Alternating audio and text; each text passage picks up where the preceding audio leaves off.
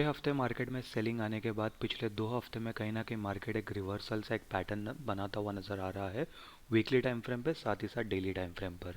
अभी ये देखना इंटरेस्टिंग होगा कि आने वाले टाइम में मार्केट कितना अच्छा परफॉर्म कर सकता है और क्या ये बुलिश मोमेंटम कंटिन्यू रह सकता है।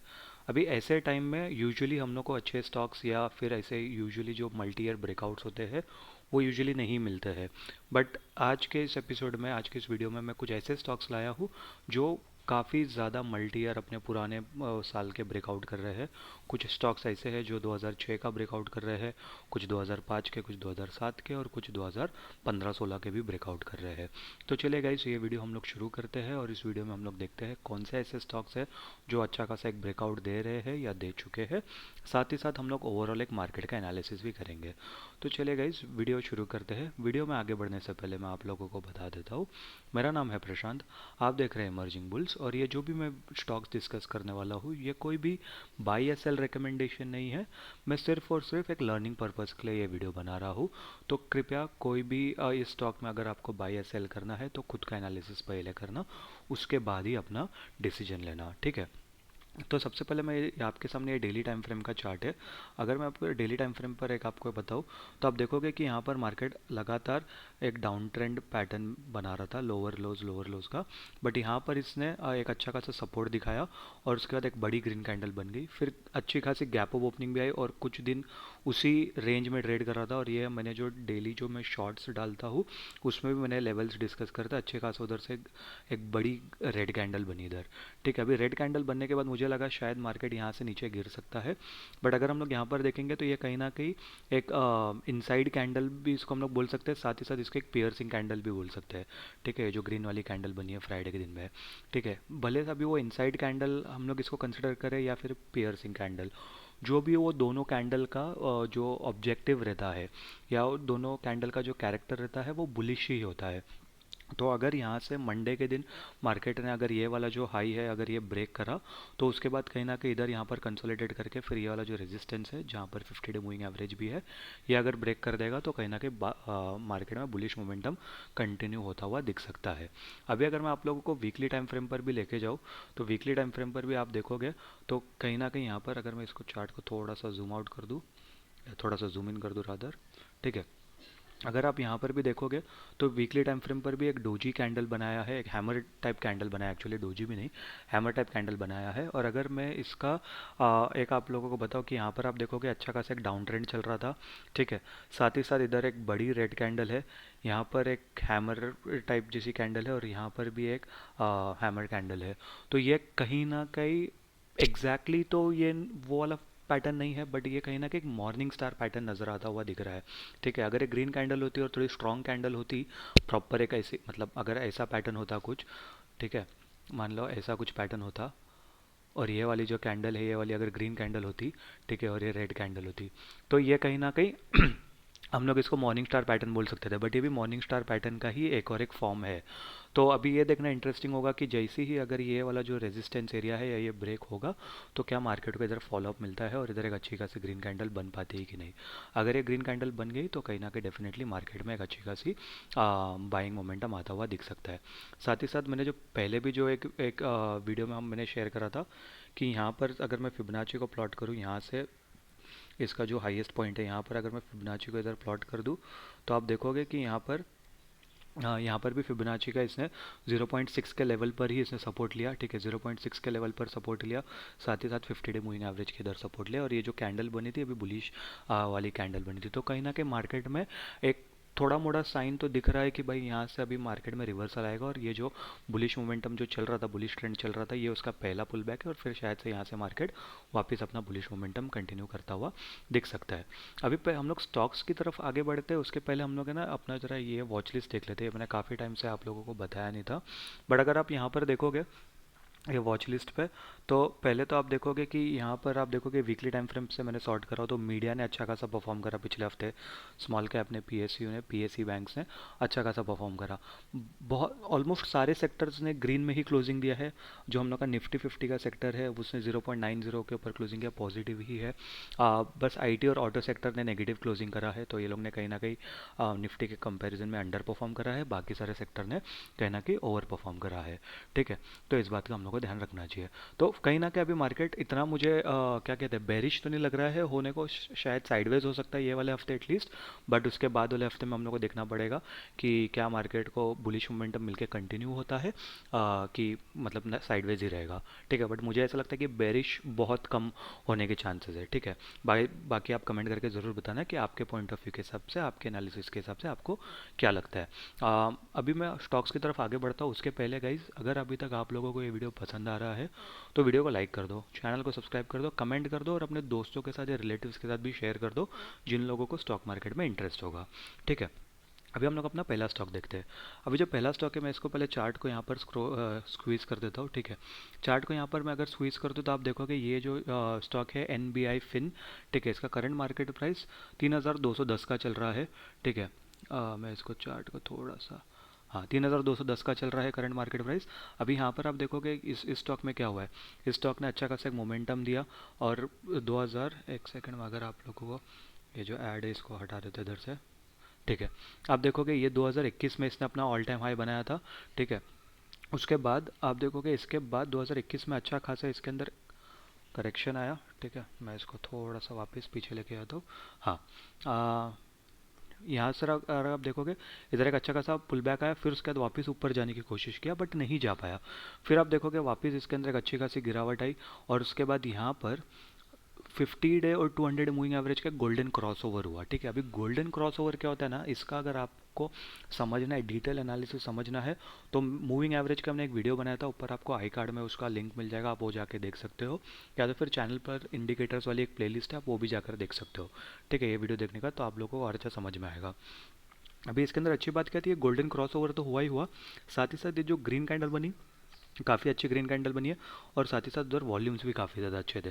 बाय द वे चैनल के ऊपर मैंने एक भी वॉल्यूम के ऊपर वीडियो नहीं डाला है, अगर आपको चाहिए वॉल्यूम के ऊपर, वॉल्यूम कैसे काम करते हैं और कैसे हम लोग वॉल्यूम और प्राइस को देखकर ट्रेड कर सकते हैं या अपने पोजीशन बना सकते हैं, तो ज़रूर कमेंट करना, मैं उसके ऊपर भी जल्दी वीडियो लेके आ जाऊँगा।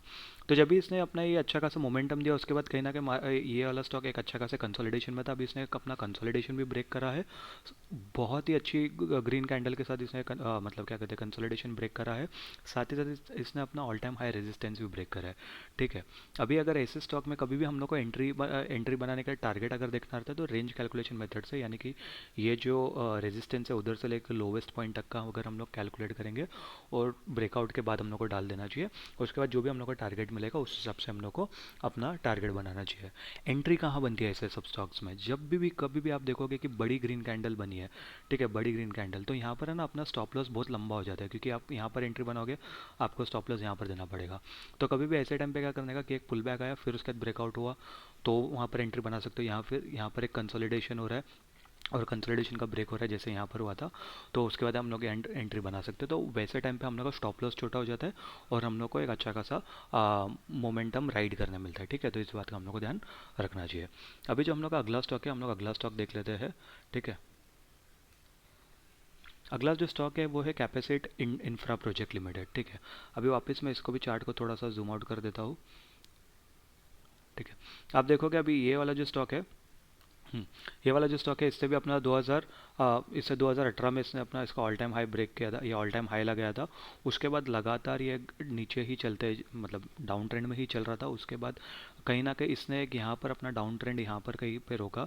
ठीक है, 2020 में इसने डाउन ट्रेंड रोका था पहले अपना, फिर उसके बाद कंटिन्यूस इसने 2022 में अपना एक बेस बना दिया, 22 और 23 में अपना बेस बनाया और फिर वापस अच्छा खासा मोमेंटम करता हुआ गया। साथ ही साथ इसमें भी आप देखोगे तो इसमें भी एक गोल्डन क्रॉसओवर का जैसे पैटर्न बना है और इसमें गोल्डन क्रॉसओवर होने के बाद जो इसका उस टाइम पे जो इसका रेजिस्टेंस था, आप देखोगे यहाँ पर इसका एक रेजिस्टेंस था, ये रेजिस्टेंस ब्रेक किया, रीटेस्ट करके फिर अच्छा खासा एक हायर हाइज हायर लो का पैटर्न बनाता हुआ जा रहा है। अभी इसमें ना एंट्री बनाना काफ़ी ज़्यादा ईजी हो जाता है, क्योंकि आप देखोगे यहाँ पर एक हाई बनाया फिर उसके बाद पुल बैक लिया फिर वापस यहाँ पर एक अभी अपना हाई बनाया। ठीक है, तो यहाँ पर एंट्री हम लोग ऐसे टाइम पे ऐसे चार्ट्स पे अभी ही एंट्री बना सकते हैं, बट जिन लोग को और कंजर्वेटिव होना चाहिए, मतलब और भी छोटा स्टॉप लॉस चाहिए, तो वो लोग वही जो पहले जो हम लोग ने डिस्कस करा कि भाई पुल बैक लो फिर उसके बाद ब्रेकआउट करो या फिर कंसोलिडेट करने के बाद ब्रेकआउट होगा तभी ज़्यादा अच्छा और हम लोग को इसके ऊपर एंट्री करने का मौका मिलता है। अगर मैं क्या कहते हैं एग्जिट की बात करूँ तो एग्जिट तो हम लोग का तब या टारगेट की रादर तो वही सेम रेंज कैलकुलेशन मेथड है। मैं अपने सारे वीडियो में मैं रेंज कैलकुलेशन मेथड ही आप लोगों को बताया हमेशा। जो इसका हाई है उधर से लेके इसका जो डेप्थ है उधर तक हम लोग को मार्क करना है और ब्रेकआउट के ऊपर डाल देना है। जो भी हम लोग को जो प्राइस मिलेगा वो उसका रेंज कैलकुलेशन मेथड के हिसाब से उसका वो टारगेट प्राइस होगा। ठीक है, इस बात का हम लोग को ध्यान देना चाहिए। चलिए अभी हम लोग का तीसरा स्टॉक देख लेते हैं। अभी जो तीसरा स्टॉक है वो है काइटेक्स गारमेंट्स। अभी काइटेक्स गारमेंट्स के लिए भी मैं इधर चार्ट को थोड़ा सा जूम आउट कर देता हूँ। ठीक है, अभी अगर हम लोग ये देखेंगे तो इस स्टॉक ने अपना ऑल टाइम हाई बनाया था 2015 में। 2015 में आप देखोगे अच्छा खासा एक मस्त एकदम bullish bullish flag and pole pattern बना के अच्छा खासा इसने मोमेंटम दिया। फिर उसके बाद कहीं ना कहीं इसके अंदर गिरावट आई, अच्छी खासी गिरावट आई। और उसके बाद यहाँ से यहाँ तक अगर आप देखोगे 2018 से लेके यहाँ तक ये अच्छा खासा एक कंसोलिडेशन में, ये एक एक्यूमुलेशन जोन में था। एक्यूमुलेशन जोन क्या होता है ना, कि यहाँ पर काफ़ी ज़्यादा बायर्स लोग अपनी एंट्री बना लेते हैं। जो बड़े प्लेयर लोग रहते हैं वो लोग यूजुअली अपनी एंट्री ऐसे जोन पे बना लेते हैं। फिर उसके बाद जब ब्रेकआउट होता है तो वो लोग का अच्छा प्रॉफिट हो जाता है। अभी आप सोचो कि यहाँ पर ये वाले जोन में जिन लोग ने भी अपनी एंट्री बनाई रहेगी, ये प्राइस कितना चल रहा है, 300 के आसपास का प्राइस चल रहा है। 300 के आसपास पे अगर जिन लोग ने एंट्री बनाई रहेगी वो लोग को ऑलरेडी डबल से ज़्यादा फायदा हो रहा है। 750 के आसपास का भी प्राइस चल रहा है। ठीक है, तो 150 टाइम्स रिटर्न तो लोग को ऑलरेडी मिल चुका है। तो यूजुअली ऐसे टाइम पे जब ब्रेकआउट इधर ही होता है ना, कंसोलिडेशन का ब्रेकआउट, तो तभी ही एंट्री बनाना चाहिए। आप देखोगे कि यहाँ पर जब कंसोलिडेशन का ब्रेकआउट हुआ तो साथ ही साथ वॉल्यूम्स भी कितने ज़्यादा अच्छे थे।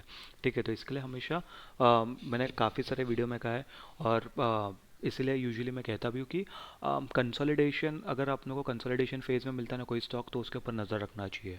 ठीक है, चाहे वो कोई भी स्टॉक हो, कोई भी इंडेक्स हो, कंसोलिडेशन फेज का जब ब्रेकआउट होता है तो अच्छे मोमेंटम से आते हैं। अभी ये जो स्टॉक है और ऊपर से कंसोलिडेशन इतना लंबा था 2018 से लेकर 2022-23 तक या 24 एंड तक, समझो ये साल के एंड में अगर हम लोग यहाँ पर देखेंगे तो यहीं पर ही इसका ये कंसोलिडेशन ब्रेक हुआ है। तो काफ़ी ज़्यादा एक ये इम्पॉर्टेंट चीज़ हो जाती है कि 3-4 साल का कंसोलिडेशन जब ब्रेक होता है तो काफ़ी अच्छा मोमेंटम और फटफट आता है वो मोमेंटम, उसके लिए टाइम नहीं लगता है। ठीक है, तो इस बात का ध्यान रखना चाहिए। अभी अगर आप देखोगे तो 2018 में इसने अपना ऑल टाइम हाई टेस्ट करा था। ठीक है, 2018 ही था ये डेट, नहीं 2015, सॉरी 2015 में इसने अपना ऑल टाइम हाई टेस्ट करा था। अभी 9 साल बाद वापस से अपना ऑल टाइम हाई टेस्ट कर रहा है, ऑलमोस्ट 10 साल बाद, क्योंकि अभी तो नवंबर आ ही गया है, दिसंबर अभी ये साल ख़त्म हो ही जाएगा। तो ऑलमोस्ट 10 साल बाद ये अपना ऑल टाइम हाई टेस्ट कर रहा है। अभी यहाँ पर भी हम लोग एंट्री अभी भी बना सकते हैं, लेकिन जिसको अगर और छोटा स्टॉप लॉस चाहिए तो कहीं ना कहीं पुल बैक और फिर उसके बाद ब्रेकआउट का वेट करेंगे, जैसा कि हम लोग ने पहले दो स्टॉक में भी डिस्कस करा। और फिर वही रेंज कैलकुलेशन मेथड के हिसाब से हम लोग अपने टारगेट प्राइस यहाँ पर डिसाइड कर सकते हैं। ठीक है, अभी जो हम लोग का अगला स्टॉक है वो है एम का ग्लोबल फाइनेंशियल सर्विसेज। ठीक है, अगर मैं इसका थोड़ा सा इसका चार्ट अगर जूम आउट करूँ तो आप देखोगे, मैं इसको मंथली टाइम फ्रेम पर लेके जाता हूँ पहले तो। हाँ, मंथली टाइम फ्रेम पर अगर मैं लेके जाऊँ इसको, चार्ट को थोड़ा सा जूम इन करूँ, मैं मंथली टाइम फ्रेम पर इसीलिए दिखा रहा हूँ क्योंकि मंथली टाइम फ्रेम पर पूरा चार्ट हम लोग को इस पर नज़र आएगा।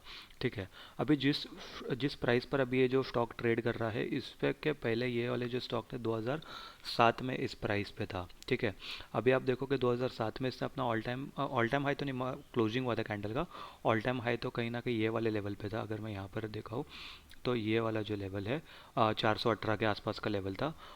वो इसने ऑल टाइम हाई लगाया था 2007 के आसपास, और उसके बाद अच्छी खासी गिरावट आई थी। और फिर यहाँ पर भी एक अच्छा खासा एक्यूमुलेशन हुआ है 2008 से लेकर 2010 12-13 तक। फिर उसके बाद अच्छा खासा मोमेंटम आया। फिर उसके बाद अच्छी खासी गिरावट आई, इसने 2016-17 में भी एक ट्राई मारा था कि ये कहीं ना कहीं अपना जो पिछला ऑल टाइम हाई था जो उसने 2007 में बनाया था वो ब्रेक करे, बट ब्रेक नहीं कर पाया। ठीक है, तो उसके बाद वापस ये मार्केट में अच्छा खासा गिरावट आई। गिरावट आने के बाद 2020-21 में तो ऑब्वियसली सारे स्टॉक्स की लगी पड़ी थी, तो ये भी उस स्टॉक में से था जो अच्छा खासा गिरा। और फिर उसके बाद धीरे धीरे अपना हायर लोज वो सब बना बना के अच्छा खासा प्राइस एक्शन बना के अभी ऊपर की तरफ जा रहा है। ठीक है, तो इस बात का हम लोग को ध्यान रखना चाहिए। अभी इसके अंदर हम लोग को एंट्री बनाने का कैसा होगा कि पैराबोलिक मूव है। पैराबोलिक मूव यूजुअली मतलब कैसा होता है कि यूजुअली जो भी स्टॉक होते हैं या इंडेक्स होते हैं हमेशा ऐसे मूव करता है। ठीक है, धीरे धीरे ऊपर की तरफ जाता है। अगर कोई भी स्टॉक है, मान लो अगर ऐसे जाके सीधा ऐसे ब्रेक करता है ना, तो यूजुअली वो फेल हो जाते हैं। तो कैसा होना चाहिए कि यहाँ पर मान लो ये ऐसे गया, ठीक है, या तो फिर यहाँ पर कंसोलिडेट करके ब्रेक हो, या तो फिर ऐसा जाके ऐसा ब्रेक हो। ठीक है, तो वो थोड़ा सा कहीं ना कहीं कंफर्मेशन मिल जाता है हम लोग को। तो इसीलिए अभी फ़िलहाल इसके अंदर एंट्री अभी तो एटलीस्ट मैं तो बनाना पसंद नहीं करूँगा अनटिल एंड अनलेस इसके अंदर कंसोलिडेशन हो, ब्रेकआउट हो, या फिर एक अच्छा खासा पुल बैक हो, ब्रेकआउट हो, ठीक है। या फिर ये एटलीस्ट ये लेवल के आसपास का अगर यहाँ पर सपोर्ट आके लेगा, क्योंकि यहाँ पर ये रेजिस्टेंस था और उसके बाद पहले भी आप देखोगे पहले भी यही लेवल के आसपास का कुछ रेजिस्टेंस मिला था, ठीक है। तो यहाँ तक अगर मस्त अच्छा खासा पुल बैक होगा तो यहाँ पर एक अच्छा मुझे यहाँ यहाँ पर कहीं ना बाइंग प्लान कर सकता हूँ। यहाँ पर अगर कुछ ऐसी एक हैमर कैंडल बन जाती है, ठीक है, डोजी कैंडल बन जाती है, तो मैं यहाँ पर कहीं ना कहीं एक बाइंग प्लान कर सकता हूँ। बट यहाँ अगर मान लो कि नीचे नहीं आता, अगर ये ऊपर ब्रेकआउट कर देता, तो ब्रेकआउट पर तो मैं एंट्री बिल्कुल भी नहीं बनाऊंगा, ठीक है। मैं वेट करूँगा ये कितना टाइम कंसोलिडेट होता है, होता भी है नहीं होता है। बट अगर मान लो अच्छी खासी ब्रेकआउट मिल गया, ठीक है, अच्छा खासा ग्रीन कैंडल बन गया, उसके ऊपर इसको फॉलो भी मिल गया, तो 10-15% मैक्सिमम क्वांटिटी के साथ एंटर तो कर लूँगा मैं, क्योंकि काफ़ी बारी हो जाता है कि हम लोग ऐसे ही मतलब पुल बैक का वेट करते हैं और कोई कोई स्टॉक में पुल बैक होता ही नहीं है। मैंने अभी बीच में एक स्टॉक शेयर करा था, शायद वो एक्साइड इंडस्ट्री का था। वो स्टॉक में भी मैंने पुल बैक का वेट करा और वो अच्छा खासा ऐसा लिटरली लंबा चला गया और फिर मुझे एंट्री बनाने का मौका ही नहीं मिला था। तो काफ़ी बार ऐसा हो जाता है, इसलिए 5-10% क्वांटिटी के साथ मैं फिर भी एंटर करने का सोच सकता हूँ। बट जो मेरी पूरी क्वांटिटी रहेगी वो हमेशा मैं एक अच्छे प्राइस पर लेना ही पसंद करूँगा, जहाँ पर मुझे पता होगा कि मेरा स्टॉप लॉस कहाँ पर है, ठीक है। और मेरा स्टॉप लॉस जितना छोटा होगा उतना मेरे लिए ज़्यादा बेनिफिशियल होगा वो। अभी जो अपनों का अगला स्टॉक है वो है पेनाकिया बायोटेक लिमिटेड, ठीक है। अभी इस चार्ट को मैं थोड़ा सा स्क्वीज कर देता हूँ, ये भी मंथली टाइम फ्रेम पर ही आपको दिखा रहा हूँ मैं, ठीक है। मंथली टाइम फ्रेम पर आप देखोगे तो इसने ये जो स्टॉक है 2005 में इसने अपना ऑल टाइम हाई लगाया था, ठीक है। वापस इसने उसके 1-2 साल बाद 2007 के आसपास ऑल टाइम हाई लगाने की कोशिश किया बट नहीं लगा पाया। और यहाँ पर कहीं ना कहीं अगर आप देखोगे तो डबल टॉप पैटर्न बना था, ठीक है। डबल टॉप पैटर्न का ब्रेकआउट और अच्छी खासी इसके अंदर गिरावट आई थी। अभी डबल टॉप पैटर्न वो सब क्या होता है ना, अगर इसके बारे में आपको सीखना है, समझना है, तो चार्ट पैटर्न के ऊपर भी ऑलरेडी मेरा एक वीडियो है, आप वो चैनल पर जाके देख सकते हो। साथ ही साथ कैंडल स्टिक पैटर्न के ऊपर भी वीडियो, जो हम लोग ने स्टार्टिंग में निफ्टी में बात किया था ना, पियर्सिंग कैंडल, डोजी कैंडल, वो सब के ऊपर भी वीडियो है। वो सब सिंगल कैंडल स्टिक पैटर्न के ऊपर वीडियो है। मल्टीपल कैंडल स्टिक पैटर्न के ऊपर, जो डबल कैंडल स्टिक पैटर्न होती है, ट्रिपल कैंडल स्टिक पैटर्न होती है, उसके ऊपर अगर आपको वीडियो चाहिए तो ज़रूर कमेंट करके बताना, मैं डेफिनेटली उसके ऊपर भी वीडियो जल्दी से जल्दी लेके आ जाऊँगा, ठीक है। तो अभी आप देखोगे यहाँ पर इसे 2005 और 2007 के बाद इसने कहीं ना कहीं 2021 में भी ट्राई करा था कि इसका ऑल टाइम हाई ब्रेक कर पाए, बट तभी ब्रेक नहीं कर पाया था। अभी आप देखोगे रिसेंटली इसके अंदर अच्छे खासे वॉल्यूम्स आए हैं और अभी भी पिछले कई हफ्तों से, कई महीनों से रादर, अच्छे खासे वॉल्यूम्स आ रहे हैं। सिर्फ इसके अंदर बुरी बात क्या लग रही है कि एकदम इसने भी पैराबोलिक एक मूव दिया है, पिछले 4 महीने से लगातार स्ट्रेट एक चढ़ता हुआ जा रहा है, ठीक है। तो ये मुझे इतना ज़्यादा पसंद नहीं आ रहा है। अगर मैं आप लोगों को वीकली टाइम फ्रेम पर लेके जाऊँ तो वीकली टाइम फ्रेम पर इसने एक प्राइस एक्शन के हिसाब से कहीं ना कहीं एक अच्छा प्राइस एक्शन तो बनाया था। इधर एक कंसोलिडेट किया कुछ हफ्ते, फिर उसके बाद ब्रेक करा। अभी इधर भी मुझे, क्योंकि ये इतना इंपॉर्टेंट लेवल है ना, कि कभी भी ऐसा होता है ना कि भाई इतना इंपॉर्टेंट लेवल अगर रहेगा, मैं वापस आप लोगों को मंथली टाइम फ्रेम पर लेके जाता हूँ कि इसने एक बार ही ट्राई करा ब्रेक करने का, ठीक है। एक बार ही ट्राई करा ब्रेक करने का, 2 बार ही ट्राई करा, 3 बार ही ट्राई करा, अभी चौथी बार ही आ रहा है ब्रेक करने के लिए। तो अगर ये पहली मतलब फर्स्ट अटेम्प्ट में अगर ब्रेक कर लेगा ना, तो ये लाइकली, मोस्ट लाइकली ये फेल हो जाएगा, ठीक है। ये यहाँ पर जितना टाइम स्पेंड करेगा, ठीक है, चाहे वो पुल बैक कर लेके करे, कंसोलिडेट करे, या फिर ब्रेक करके कंसोलिडेट करे, ब्रेक करके पुल बैक ले, जितना भी टाइम इधर वेस्ट करेगा, ठीक है, जब तक एक रेंज में रहेगा, उसके बाद जब ब्रेकआउट होगा ना, वो 99.9% सक्सेसफुल ब्रेकआउट होने के चांसेस हो सकते हैं। ये नहीं कह रहा हूँ कि वो फेल नहीं होगा, फेल भी हो सकते हैं, बट उसमें थोड़ा सा ज़्यादा कॉन्फिडेंटली एटलीस्ट मैं ट्रेड करने का सोच सकता हूँ या पोजीशन बनाने का सोच सकता हूँ। तो इस बात का हम लोग को ध्यान देना चाहिए, ठीक है। और अभी फ़िलहाल इसके अंदर भी अगर हम लोग को अगर ब्रेकआउट मिल जाता है तो मैं 5-10% के ऊपर का क्वांटिटी में ट्रेड करना बिल्कुल पसंद नहीं करूँगा, ठीक है। अभी जो हम लोग का आखिरी स्टॉक है वो है सोमा टेक्सटाइल्स इंडस्ट्री। अभी ये स्टॉक ने अपना सबसे पुराना लेवल का ब्रेकआउट करा है। अगर आप देखोगे यहाँ पर इसने 2005 के लेवल का ब्रेकआउट करा है। अगस्त 2005 में इसने अपना ऑल टाइम हाई बनाया था। वापस से मंथली टाइम फ्रेम पर ही मैं आपको चार्ट दिखा रहा हूँ, क्योंकि वीकली टाइम फ्रेम पर वो पूरा चार्ट आएगा नहीं, इसीलिए। तो मंथली टाइम फ्रेम पर अगर आप देखोगे तो इसका जो करंट मार्केट प्राइस था 65 रुपीज़ का, वही आया था। उसके बाद अच्छी खासी गिरावट आई, ठीक है, 2005 से लेकर अच्छी खासी गिरावट आई है। फिर उसके बाद वापस आप देखोगे तो ये एक है ना, ये एक अच्छा खासा यहाँ पर एक ये हुआ है, क्या बोलते हैं, एक्यूमुलेट हुआ है, ठीक है। तो ये बहुत अच्छी बात है। कभी भी आप कोई भी ऐसे स्टॉक देखोगे ना जो मल्टी ईयर ब्रेकआउट हुआ है, ज़्यादातर उसमें एक्यूमुलेशन होगा कि मान लो जैसे ये एक अच्छा खासा इसने अपना ऑल टाइम हाई बनाया रहेगा, फिर वो नीचे गिर के आएगा, फिर उधर एक ही रेंज में मार्केट रहा रहेगा, या वो स्टॉक या इंडेक्स जो भी रहा रहेगा, और उसके बाद फिर ब्रेकआउट था। यहाँ पर जो आते हैं ना, यहाँ पर जो बड़े प्लेयर लगाते हैं ना, स्मार्ट मनी कॉन्सेप्ट, इसी को बोलते हैं स्मार्ट मनी कॉन्सेप्ट, कि यहाँ पर बड़े बड़े प्लेयर लोग अपना पैसा इन्वेस्ट करते हैं, और उसके बाद लोग एग्जिट, मतलब फिर उसके बाद और भी दूसरे लोग जब एंट्री बनाते हैं तभी प्राइस ऊपर जाता है। स्मार्ट मनी कॉन्सेप्ट के ऊपर अगर आपको एक वीडियो चाहिए तो डेफिनेटली कमेंट करके बता देना, मैं जल्दी से जल्दी वो भी वीडियो लेके आ जाऊँगा। फिर उसके बाद अगर आप देखोगे ये जो रिसेंट कंसोलिडेशन था, इसका ब्रेकआउट हुआ अच्छे खासे इधर, 4-5 महीने अच्छी खासी कैंडल आई, सॉरी अच्छे खासे वॉल्यूम आए, कैंडल का स्पाइक भी अच्छा खासा हुआ, साथ ही साथ इधर भी 50 डे और 200 डे मूविंग एवरेज का गोल्डन क्रॉस ओवर हुआ। ठीक है, golden cross over, golden crossover बहुत ही बढ़िया चीज़ होती है। इसके ऊपर वीडियो ऑलरेडी है चैनल के ऊपर, आप वो जाके देख लेना, आप लोगों को बहुत अच्छी तरह से समझ में आएगा। अगर आप मेरे इस पे देखोगे, मैं इधर आप लोगों को बता देता हूँ, मैं सिर्फ दो इंडिकेटर यूज़ करता हूँ, मतलब ये ईएमए और वॉल्यूम, वॉल्यूम क्योंकि वॉल्यूम देखने के लिए, और ईएमए क्योंकि वो गोल्डन क्रॉसओवर या फिर कुछ भी अगर मुझे एंट्री एग्जिट बनानी होगी तो मैं यूजुअली ईएमए के थ्रू बनाता हूँ। मुझे ये दो इंडिकेटर्स के अलावा मैं बाकी सारे इंडिकेटर्स जो आरएसआई है, बॉलिंजर बैंड्स है, एडीएक्स है, वो सब इंडिकेटर्स के वीडियो भी है चैनल पर, आप वो भी जाके देख सकते हो। वो भी मैं यूज़ करता हूँ, बट बहुत रेयर इंस्टेंस पे। मतलब अगर मैं 100 ट्रेड अगर लूँगा या 100 पोजीशन बनाऊंगा तो उसमें से 90 में तो मैं सिर्फ फिबोनाची, वॉल्यूम्स और क्या कहते हैं, मूविंग एवरेजेस देख के ही बनाऊंगा। ठीक है, बाकी वो जो 10 जो ट्रेड रहता है, बचे हुए 10 ट्रेड, उसके अंदर मैं वो बाकी जो 4-5 इंडिकेटर थे जिलों के मैंने नाम लिए, वो देख के यूजुअली मैं एंट्री एग्जिट बनाता हूँ। ठीक है, तो इस बात का आप लोगों को ध्यान रखना चाहिए, कोई भी एक इंडिकेटर आप पकड़ो और उसके ऊपर अपना जो भी है ना एक्सपर्टीज़ बना लो। ठीक है, तो अगर आप यहाँ पर देखोगे, मैं इसको चार्ट का अगर यहाँ पर जूम करता हूँ तो आप देखोगे इसने ऑलरेडी इसका जो ये लेवल है इसको ब्रेकआउट कर दिया है। ठीक है, और जो जो वॉल्यूम्स है, काफ़ी अच्छे वॉल्यूम्स हैं पिछले 3 महीने में। ठीक है, अगर मैं आप लोगों को वीकली टाइम फ्रेम पर भी लेके जाऊँ, ठीक है, वीकली टाइम फ्रेम पर भी आप देखोगे, वीकली टाइम फ्रेम के हिसाब से भी कितनी बड़ी कैंडल बनी है, और साथ ही साथ जो वॉल्यूम्स है आप देखो, वॉल्यूम्स कितने अच्छे बने हैं, वॉल्यूम्स कितने अच्छे हैं। ठीक है, तो ये चीज़ बहुत ही अच्छी बात है। अगर आप यहाँ पर देखोगे, यहाँ पर भी इसने इसका जो ये रेजिस्टेंस लेवल था ये ब्रेक करा। ठीक है, यहाँ पर एक cup and handle type pattern बनाया। ठीक है, ये ब्रेक करा, पुल बैक लिया, फिर उसके बाद इसने जो ऑल टाइम हाई रेजिस्टेंस था वो ब्रेक कर दिया।